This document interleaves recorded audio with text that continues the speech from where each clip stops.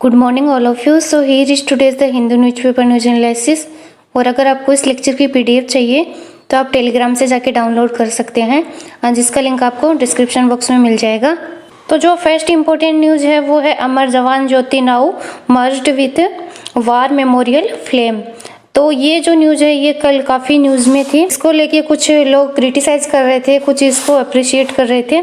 जो अमर जवान ज्योति है वो रिलेटेड है जो 1971 की जो वॉर हुई थी, नई कंट्री ने जन्म लिया था, वो था बांग्लादेश। पे जो आर्मी मैन शहीद हुए थे तो उनकी याद में ये जलाई गई थी जो अमर जवान ज्योति है।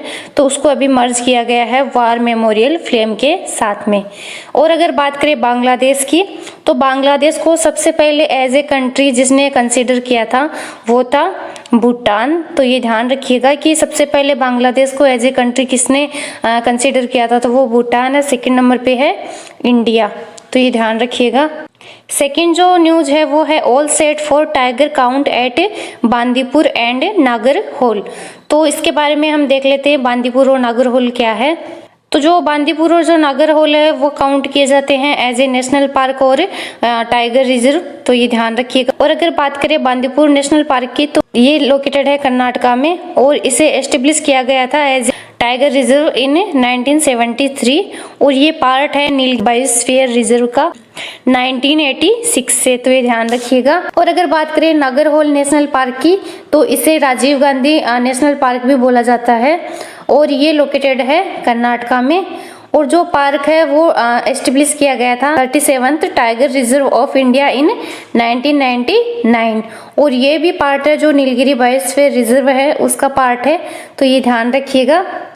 इसके अलावा अगर बात करें टाइगर सेंसस की, तो जो टाइगर सेंसस जो अभी लेटेस्ट जो प्रस्तुत किया गया था वो किया गया था 2018 में। और अगर बात करें फर्स्ट टाइम तो वो किया गया था 2006 में, उसके बाद में 2010 में और उसके बाद में 2014 में।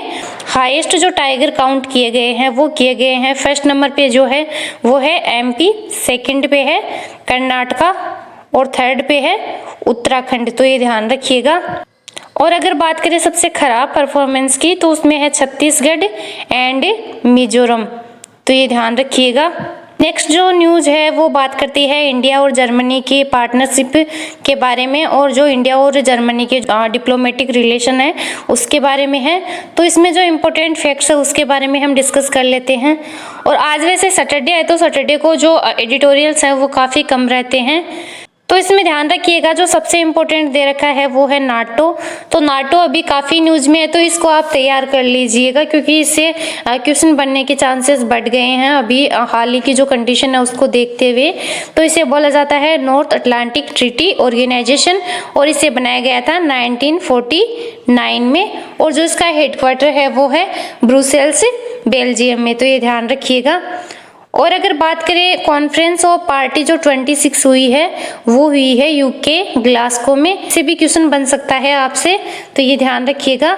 और एक और इम्पोर्टेंट जो इसमें ऑर्गेनाइजेशन दे रखा है वो है G20। तो अभी G7, G8, G20 है उनके बारे में हम देख लेते हैं। तो जो G7 है उसमें है Canada, France, Germany, Italy, Japan, UK and USA. तो जो रसिया है उसने G7 ज्वाइन किया था वो किया था 1997 में और फिर इसे 2014 में जो इसकी मेंबरशिप थी G7 से वो रद्द कर दी गई थी। तो जो G8 जो ऑर्गेनाइजेशन था वो वापस G7 के रूप में एग्जिस्टेंस में आ गया था, तो ये ध्यान रखिएगा।